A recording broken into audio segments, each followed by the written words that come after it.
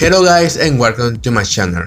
I have to be apologized about not uploading English videos, but I haven't really had enough time. If I do, I already think in the Spanish content, so I have to be sorry about that. But today I'm just going to show you a little interesting deck that I kinda make up just for a tournament that is based by only one MVP figures, except that you need to have at least one figure with 2 or 3 MVP. In this, it's going to be only 2 MVP because the tournament is called slow pool. So as you imagine, it's going to be very slow as possible. So I just make up with this water monotype deck, which actually is made up by 3 new Pokemon. TAPU FINI, which is a very good Pokemon for water decks, Gorisopod, which is a very good hitter, and Mega Swampert, which is going to be the deck very easy to work out. Alright, I'm pretty sure that everybody that had Gorisopod in the last game had the opportunity to run it and see the potential of this guy. It's not maybe Reddit was a good guy for see what Gorisopod was doing, I guess. I'm going to kind of explain what my deck is about and the idea behind this. As I say, I'm running Gyarados not because I don't have Magikarps, because I have to run figures that have 1 MP, so just ignore Gyarados in this case. TAPU FINI, as we know, her ability will make this deck even better in mobility. Those that run Corsola and Manaphy will know the struggle that this deck has. For example, we need to move Corsola, which is 1.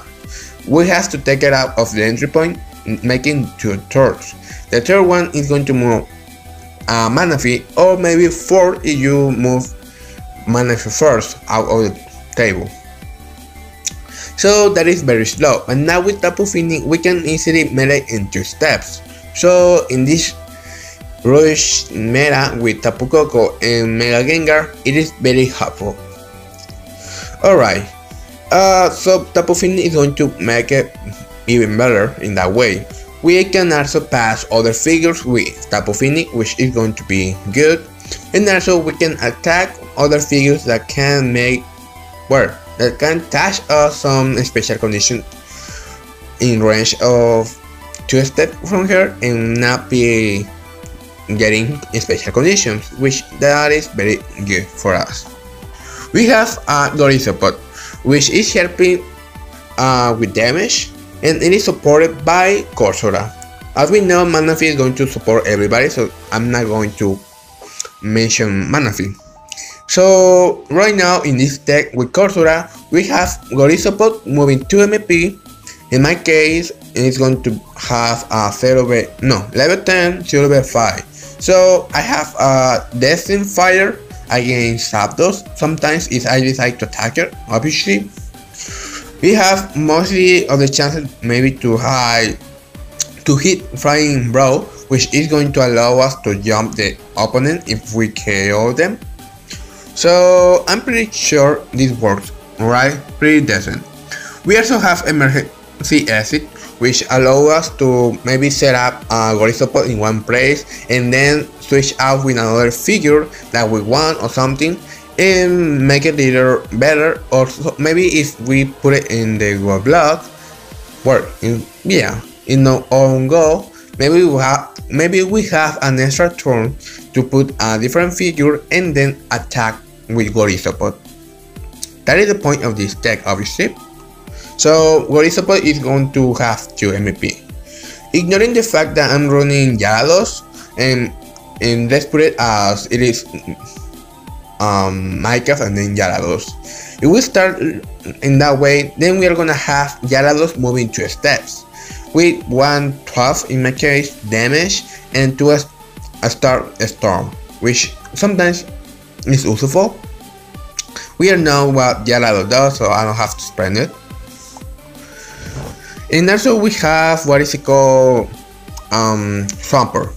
Swampert, as we know, is a kind of a good hitter with 111 or what is it called, 131 in my case with mana fee. So it's strong enough, I guess. Not that much, but kinda strong. So I can show you Mega Swampert. So let's go to the shop right now. Sorry about this. We also know that Gyarados, Gorisopod are going to gain some power with mana fee, so I don't have to say it, I guess. Swampert is really a good figure. Why? Because even though it is a good hitter, in general, he also gained 1 MVP because we are basically a water deck. So Swampert is going to move to MVP mostly of the times. And nice, water, ground. Here we are, Mega Swampert. We have the ability Arthur Rapids, which is going to give every water Pokemon on ground. In my case, it's going to give 1 MP to my water Pokemons, making them to move 2 or 3 most of the cases. We also have 10 damage more, so that is going to help a lot. So that's going to be 3 attack with mana fee. And we also have the ability to pass through another figures. Unfortunately, Mega Swampert has a kind of bug, I guess, that is supposed maybe to move 3 MP, but right now somehow it is just moving 2. So you might not know this, but guess what? You can make Mega Swampert move 3 MP. Actually, when I do Mega Swampert, almost my entire team moves 3 MP. You want to know why? I'm going to explain it a little later. So we have Mega Swampert. In my case, we're gonna have Mega Swampert moving 3 MP most of the time. There is no way, there is no any opportunity, there is nothing that will stop us. So we have security access to pass any figures and get somewhere in 3 in range, which is going to be good. We have 140, 160 or 170, I guess, some of the times. And also we are gonna have high sponge. We're going to be like 100 damage, mostly because 10 or no, it's not 30. It's I'm just adding 3 because one of the water and 2 and 20 of the FINI mana fee, so it's going to be 40 extra damage. Okay, we're gonna hit a 180 earthquake and 111 high sponge, so that is good damage. And we also have tractor, which we put back 1 Pokemon and then we can move through the Pokemon. If for example we move the Gori of my opponent, I can pass through the next turn. So as you can clearly see, there is some synergies between my deck. We are going back. We have mana fee, which we know what it does, and Coursera. I had to explain something with this little girl. In my case, I'm gonna say girl. Coursera is a special Pokemon in this team. FINI and Coursera are basically the key case in this. Why? Coursera gives 1 MP more to those Pokemon, to those water Pokemon that have 1 MP, except herself. And also we won't get any MP if Coursera is noxious or poisonous, so we have to take care of her as well. So what is the idea behind my deck? As you can see, we have 5, basically 3 or 2, or 3 figures that are moving 1 MP. Mega Swampert moves 2 because his own ability. Gorisopod, Gyarados, and Manaphy are moving 2 because Coursera. But you have to have in mind that everybody moves 1 MP. Why I'm saying this? Because Coursera is going to give us 1 MP more. And it doesn't work as right with Kyogre, because if we face another Kyogre or Rayquaza or Groudon, Kyogre with Coursera is going to still moving 2 MP. There is not an advantage using Coursera in that case. But Coursera with Mega Swampert in this case is going to make everybody going to move 3 MP except herself. Why? Because Coursera doesn't affect itself, that's why it doesn't move 3 MP. I don't know why, but I think Coursera is still thinking everybody moves 1 MP, because in the basic figure they are belonging in the 1 MP spot and not 2. So because Coursera thinks everybody is 1 MP, Mega Swampert gives 1 MP more, so making everybody move 3. If you are scared of Gorisopod moving 2 steps, why not be afraid of Gorisopod moving 3 MP and maybe 5 if he wins the roll with Flying Blow. So we have Mega Swampert moving 3 MP through any other figure, and also TAPU FINI, but except fairies. It is good synergy, right? I'm going to show you this video. I was against a sub called Darret. I was testing this deck and I made a little mistakes, and I'm kinda understanding the idea I made that time, so I have to say sorry about this. Let's go into my gallery to show this video. As I say, Darren was testing his deck as well. It is a psychic deck. I was testing my water deck. So, oops, wait a minute. Alright, so let's go here. TAPU FINI is going to be the Pokemon that we always want to start with. If we go first, we always want to put FINI on the left. That is my opinion. Put FINI every single time you start first on the left. Then the opponent can move everything they want. In my case, Darren moves Mew over in the right side. I put Gorisopod. I was testing this deck and I know I should put Gorisopod right in front of Mew. That was a mistake, and I know it. Why? Because he wants a bans, he has to use Holo Jump. So if he does Holo Jump, I'm pretty sure he will eventually trade my point and I have to do your block. And it's going to be the same because I have to do your block in this case as well. The only thing or only times you are going to move Gorisopod in this time here is because if the opponent has Coco, if the opponent has Mew, they are going to rush it. They have Go, so putting Coursera instead of Gorisopod is going to make it worse because we have Purple in Coursera and there is no way to make it against them. If we put Gorisopod here, it's going to be against Mega Gengar, Rushes, and Coco. Because there is no way they are going to do what is it called? Wild Block? No, Wild Block. Holo Jumps. So there is basically any difference. So Gorisopod is a heavy hitter. It can beat Coco, Mega Gengar sometimes, but not always. So that's why my recommendation is, if you are going to face Mega Gengars in Cocos, put Gorisopod first. Well, after FINI, of course. Then, of course, use Wild Block because it's the only way you are going to put yourself in a good position. So he went for my goal. I have to use Wild Block. It's the only safe move I have. It's the only one that everybody, if they decide to run this deck, it's the only safe way to do it.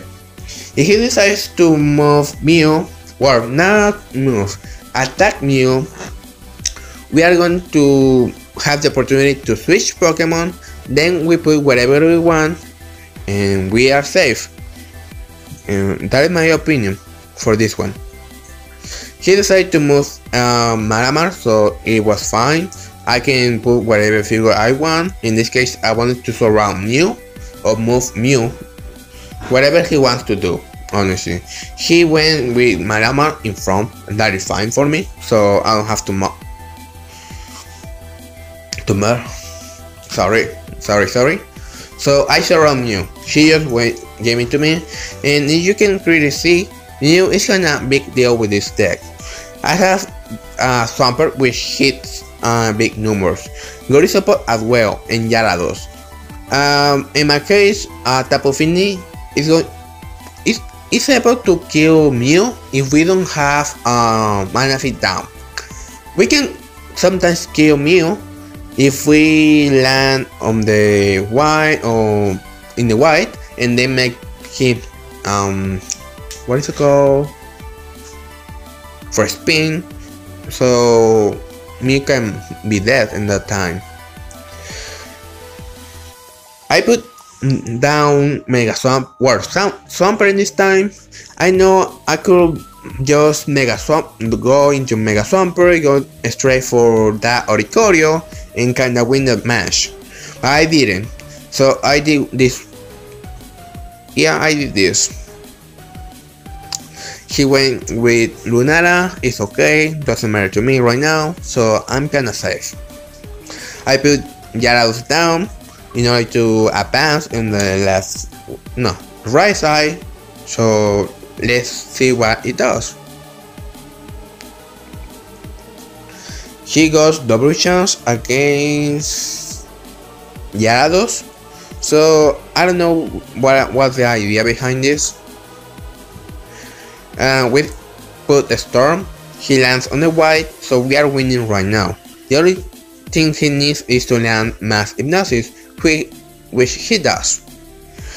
FINI is not in range, and FINI is not like Coco that if I'm 2 steps away, I'm going to cure every special conditions. It's not like Coco, so I won't wake up my Gyarados. I decided to attack Malamar, then to wake up my Gyarados, but it was not the case. I couldn't. My FINI just hit Mass Hypnosis, but because of her ability, he didn't went to sleep. So that is really a good thing. Here he decides to attack, but I wanted to land something. I wanted to advance to jump Lunara and then treat him the goal. But let's see. We ran in muddy water, putting back Lunara, and that is what I didn't want to do. That is not my idea behind this. I put Swampert in front of DLA because I wanted to go straight of Mega Swampert in case he gives me the goal all the way easily. He decides to attack with Lunara again. So let's see what happened. You already know what my idea was behind this. He ran me, so it was kinda helpful. Not enough, but kind of. It doesn't matter if we hit Daisy Green because the only one that has goal is Mew, and Mew is already dead. So why the brother right there?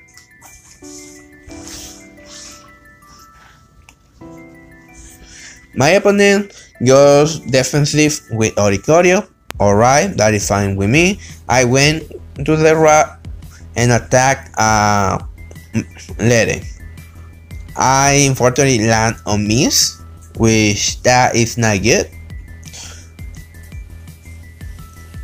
And then what happened? He moves Lere. Alright.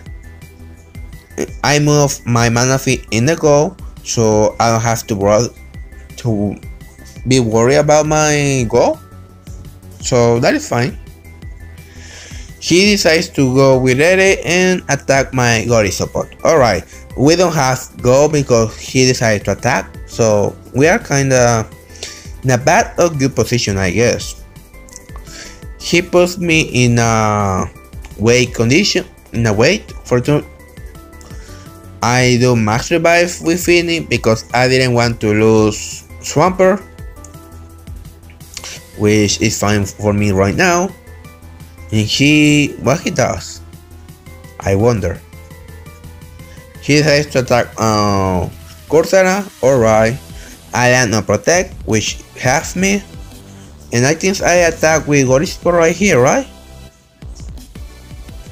Yep, I attack Lere right here.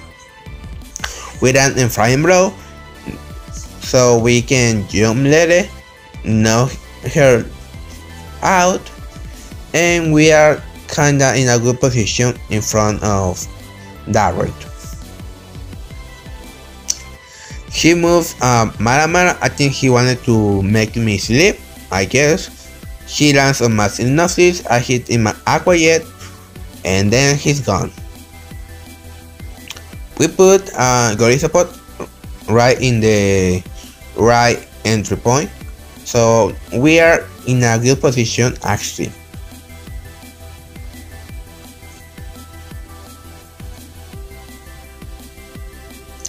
He takes out Mew, alright, and then I go into Mega Swamper. I kinda didn't attack what's it called? Deo A, because let's see your power. We have plus 40, right? Because our Mega and Manaphy. So if we land Aeroquake, we'll beat Deoxys. If we land on the 80, we have 120 damage. It's not enough to take out Deoxys, so that's why I didn't attack him, because I didn't want to lose him. Here's what he does, I don't remember. He goes and attacks my Gory support. We land on Flying Bro, which is a very good thing for us. And what else? Oh, he makes a red spin and we land on Aqua Jet. That unfortunately roll for us. If we could beat Deoxys right now, we could just go to the entry point again, and then he already has Oricorio or Mew. Mew cannot kill easily my Swampert or what is it called, Gory support. So I would have a good moment to beat Darren, but it was not the case.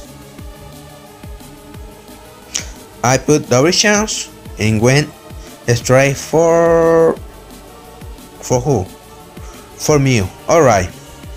I know we have FINI on the table, so we are hitting 110, 111 I guess. If we land on the white, that is not enough damage to kill Mew. And but we make everybody to respin and Mew is knocked out. We are in a good position right now. Talking about good position, Darren takes out who? Lunara, right? He puts Lunara right there. I could just go straight for Lunara, attack Lunara, and see what my luck is right now. But I didn't. I just went straight for Oricorio. I had Tractor, which if we see the situation, if I do Tractor, we have FINI, so he might protect his goal by putting Lunara over there. So I will get surrounded by him, so I didn't go with Tractor. I just stay the same, let it getting a way to get out easily. I'm going to be dead sooner or later.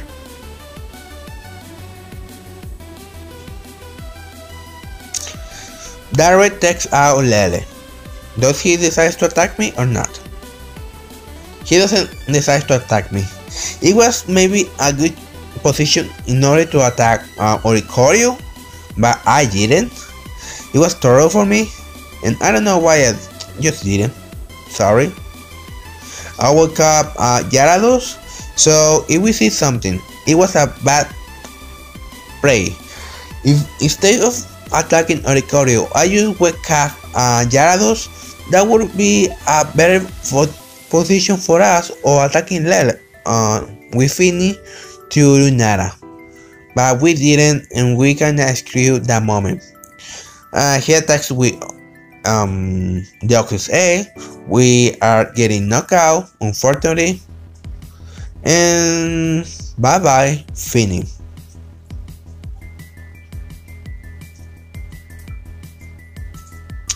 So right now we have to protect the goal, and also we have to go straight up and try against Lunara if we can. He goes straight for the OA, so it's not going to have too much. I attack Lunara, so we are actually in a position where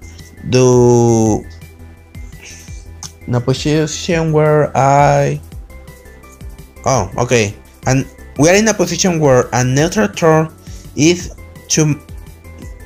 a big difference. If we hit a neutral turn, we win the game. If we don't get a neutral turn, we have an option against the Oxysay with Corsora, which is not the best situation, to be honest. So he has to attack with the OA in order to win the game. Everything here right now, you lose, I win. I lose, you win. So, alright, what happens? He just killed my Manaphy. I am totally in a bad position. There is a couple ways I can win this game right now. I don't have any play. Corsara only needs to get in the purple or the white. He has to land on the purple in order to do something, and there was not a way to win this game. We just lose entirely this game, but as you can see here, this deck, even though it's just moving slow 1 MVP, even though it was putting my opponent in a bad position in the beginning of the game, but later on, when we were losing every single row, obviously we lose the game. I want to make sure you see this. Where is the... Alright, here. As you can clearly see right here, where is it? Please show me. Every single figure except Corsara is moving to MVP. Eventually, every single team, mostly of the figures are to MVP. Sometimes you have 1 or 2 runners, so that is the exception in this deck. But once we do Mega Thumper, we are gonna see the reaction, what it does. It goes into Mega Thumper. We know that is a 3 MVP, what Mega Thumper should move, but then it goes back into 2, and then Corsara activates and makes Mega Thumper a 3 MVP figure. And now, because we have Mega Thumper on the table, everybody is going to move 3 MVP. That is the key of this deck. That is the function of everything. I know it has to improve everything because we don't have good attacks, and I don't know. But what do you think about this? Do you think kinda works? It needs some adjustment, improvements? Just let me know, guys. I really wonder about this. I hope you kinda enjoy it, like this deck, and feel that even though we have a 1 MVP Pokemon, we can even still doing some high synergy with this, because we have Coursera and TAPU FINI, which is going to help us a lot in this deck. So bye bye guys, and see you later.